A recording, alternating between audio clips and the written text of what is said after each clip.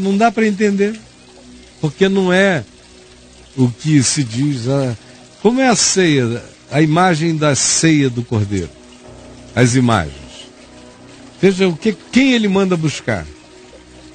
Ele manda buscar primeiro aqueles que se apresentavam na história como sendo os filhos da obediência. Aí ele enviou o evangelho, profetas, apóstolos, o próprio filho. E ninguém aceitou o convite. Aí ele disse, bom, então, já que esse pessoal não quer, quem é que vem para a ceia? Quem que a gente procura? Quem que a gente vai buscar? Perguntaram os servos. E ele disse, ide pelos becos, pelas esquinas, pelos cantos de ruas, pelos caminhos escabrosos, e recolhei os andrajosos, os mendigos, os doentes, os coxos, os cegos, os paralíticos, tragam todos, para que a minha ceia fique cheia. E em verdade eu vos digo que aqueles que se disseram os sãos, que não precisavam de médicos, os santos, que não podiam se misturar com os pecadores, esses jamais provarão da minha mesa. Ficarão de fora batendo, e o que ouvirão, quando disserem, abre-nos a porta, eu nunca vos conheci. O Evangelho está lotado dessa imagem o tempo todo. Então, querido, não tem por que tentar compreender o que não dá para compreender, porque não faz sentido com o modo de Deus em Cristo tratar as coisas. Lá em 1 Coríntios 11, a denúncia que Paulo faz é a seguinte, porque em verdade vos digo que quando vos reunis, irmãos, está no 1 Coríntios 11, do verso 16, 17 em diante. Quando vos reunis, não vos reunis para melhor, e sim para pior.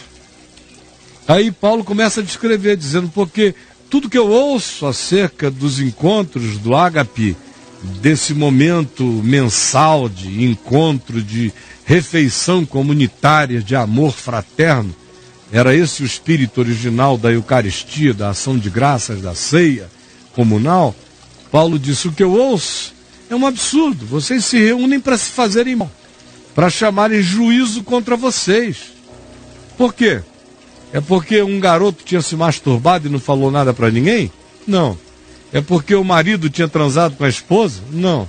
É porque a esposa, antes de tomar a ceia e comer a Eucaristia, participar do banquete do ágape com o marido, deu um beijinho nele, ficou excitada e teve um orgasmo? Não. É porque naquele dia, em casa de manhã, eles beberam uma garrafa de vinho? Não.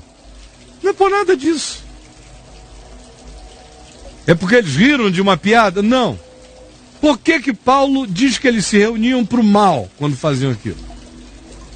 Paulo diz que é porque quem tinha muito, levava muito que tinha, seus vinhos ricos, suas comidas saborosas, fazia sua mesa à parte, comia só com a família e deixava aqueles outros crentes sentados no mesmo ambiente.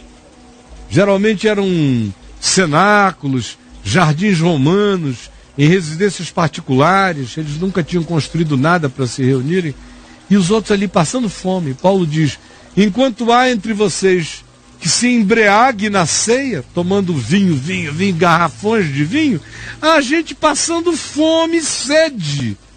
Vocês não conseguem se reunir e se tornarem uma comunidade de amor fraterno nem no dia da festa do ágape, da festa do amor. Por isso é que vocês só se reúnem para se fazer mal. O encontro de vocês só afirma o egoísmo de vocês, a maldade de vocês, a falta de solidariedade de vocês. É porque vocês são ruins assim, é que não raramente eu ouço dizer que há muitos fracos, doentes e não poucos morrendo entre vocês. Vocês estão somatizando as doenças das iniquidades que vocês praticam. É isso que 1 Coríntios 11 está dizendo. O que passa disso é magia, meu amigo. E o ensino é simplesmente esse. É a mesa do Senhor. Quem quiser participar, participe. crianças, velhos, adultos, jovens. Quem quiser, estenda na mão e tome. Quem disse às criancinhas: deixai vir a mim os pequeninos, porque dos tais é o reino de Deus, vai impedir criança de comer pão e tomar suquinho de uva na ceia fraterna da família? Claro que não. Tudo que se diz aí é construção da religião querendo criar aquele momento da luz vermelha. Lembra o momento da luz vermelha na Igreja Católica, ou da vela antiga?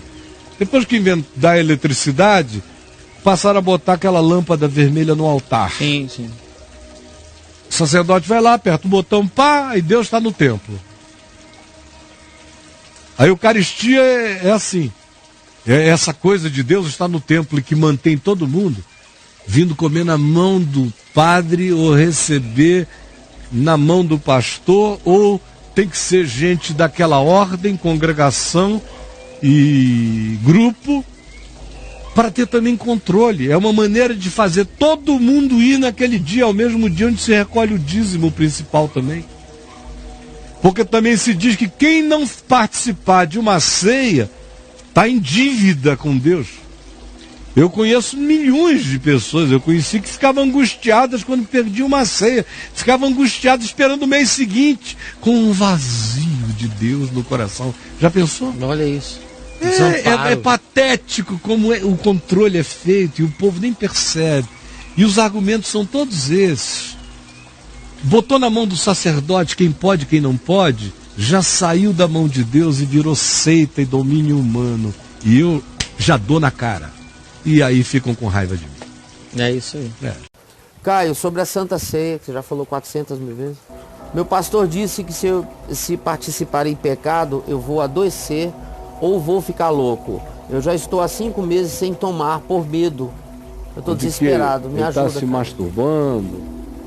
Porque geralmente... não sei qual, ele não relata o pecado. Geralmente crente é assim, se for jovem, ele está saindo na mão entre uma ceia e outra. Saiu na mão, não pode. Aí o pastor lê Paulo, em 1 Coríntios 11, eis a razão porque há entre vós muitos fracos e doentes, e não poucos os que morrem, porque se nos julgássemos a nós mesmos não seríamos julgados, mas quando julgados somos disciplinados pelo Senhor para não sermos condenados com o mundo. Até o texto de 1 Coríntios termina positivamente, dizendo que aquele juízo que havia lá em Corinto, muitos fracos e doentes e não poucos os que dormem, os que morrem, era para a vida, era para a salvação, era para que o pessoal não fosse condenado com o mundo, era uma fraqueza terapêutica e salvadora para eles. Agora, o contexto é totalmente outro. O contexto tem a ver com gente que ia para a ceia do Senhor, levava tonéis de vinho e enchia a cara lá na sua mesa familiar ou com a sua curriola, com seu clubezinho Corinto de crentes, membros daquela igreja. Eles eram mais ricos, dividiam a comida entre eles, bebiam até cair de porre. Enquanto à mesa ao lado havia gente morrendo de fome. Porque a ceia do Senhor naquele tempo não era um encontro onde você leva um pãozinho que o grupo da igreja serve com uma cálicezinho de vinho. Não, era a festa do ágape, onde todo mundo levava muita comida, muita bebida, e eles compartilhavam uns com os outros, de modo que quem tinha mais não tinha de mais, e quem tinha menos não tinha de menos. E naquele acontecimento eles também proclamavam o evangelho de que eles querem que seja assim na terra como no céu. Eles querem que venha o reino de Deus, onde todas essas discrepâncias serão eliminadas, de modo que cada um terá o necessário para a alegria da vida, conforme deveria ser, conforme deve ser, se a mente da gente não está entregue às lógicas da queda e da maldade instituída no coração humano perverso. Então, era isso que o texto de 1 Coríntios dizia, e os pastores usam isso para apavorar o cara, não é? Claro. Para tocar terror. Porque o filho dele não está nem aí, nem a filha. Nem ele mesmo, quando antes de sair de casa, dá um bolachão na casa da mulher. É o que você falou. Na cara da mulher dele, ele chega lá e tira a maior onda, faz o maior agarro. Bota uma pressão Coloca lá. uma pressão nos outros que estão em pecado. Por isso tem tanta mulher de pastor que não aguenta mais e filho de pastor que não quer mais nem ouvir falar. Porque a mentira é muito grande. Então, meu filho, sirva a Deus com a consciência, sua melhor consciência. E esse negócio de não comer o pãozinho, não beber o vinhozinho, senão eu vou ficar doente, isso é um placebo, que adoece mesmo. É uma sugestão da pesada. Imagina só, brother, se para você masturbação é pecado, dos mais graves, Certo. aí você, antes de ir para a ceia do Senhor, você era solteiro, bateu um aperto danado, Eu sei como é.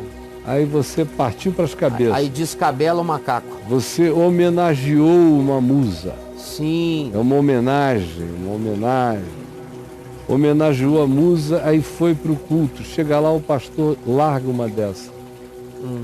Quem estiver em pecado não tome a ceia porque vai morrer. Isso. Ou vai ficar doente. Aí a tua mão começa a queimar. Começa a queimar na mesma hora. O teu pinto começa a arder. Puxa vida. Você começa a somatizar Inferno. na mesma hora. É um mecanismo insuportável. de somatização imediata. Eu tô ligado. Aí o cara diz, não vou tomar não, porque já foi um aviso divino para eu não tomar, porque a minha mão começou a queimar e o meu pinto começou a arder. Isso. Mas é claro, você está sob sugestão, É horrível. semi-hipnotizado, Sim. está processando todos os aspectos sugestionáveis possíveis. É horrível. Do mesmo modo em que quando você venceu a bronha, não se submeteu a ela, foi para o culto e chega com aquela sensação de justiça própria, de vitorioso. Na hora de levantar as mãos, você levanta as mãos bem puras. Pela... Não fui, não pura, não peguei lá, não fiz nada. Tô limpo, tô limpo. Mãos limpas. Aí quando vem o pão e o vinho, o cara come assim quase com direito à cura. Sim. Direito à cura. Aí vira um placebo ao contrário. Se eu tô com uma coceira aqui, mas em nome de Jesus eu resisti à masturbação. Eu venci. Eu vou comer esse pão, vou beber esse vinho, vou ficar curado. Aí come e para de ter a coceira. Cara, claro, era no nível... Ela vale para todos. Era num espectro psicossomatizante, aonde o placebo ou a culpa placêbica funcionam produzindo alterações, está no espectro do fenômeno alterável, do âmbito alcançável, pelo condicionamento, pela sugestão. Tem demais, não é? E a ignorância humana vai dando lugar a todo tipo de controle. Agora o cara que não considera isso, O cara que não considera chega isso... em pecado na ceia, aspas. Ele chega em pecado na ceia, se ele cometeu pecado mesmo, se ele fez mal à mulher dele, se ele mentiu, se ele enganou, se ele abusou dos filhos, se ele roubou os irmãos, se ele deu um calote em gente santa e boa ou não, se ele, enfim, agiu contra a natureza honesta da existência, ele está em pecado, está pecando. Se não se arrependeu de verdade, não tomou nenhuma providência de repor, de reaver, de consertar o que ele fez, ele está pecando. E se ele entra nesse molde de tratar o pecado com cinismo, ele vai comer doença para ele mesmo, ele vai comer maldade, ele vai comer distúrbio. E é uma questão de tempo, isso vai se manifestar. Então, tem um lado verdadeiro dessa história e tem um lado psicologicamente placêbico dessa história. De modo que a gente tem que saber o que é uma coisa e o que é outra. Aí no caso desse amigo, ele não disse o que era, eu comecei pela dimensão do placebo e da sugestão.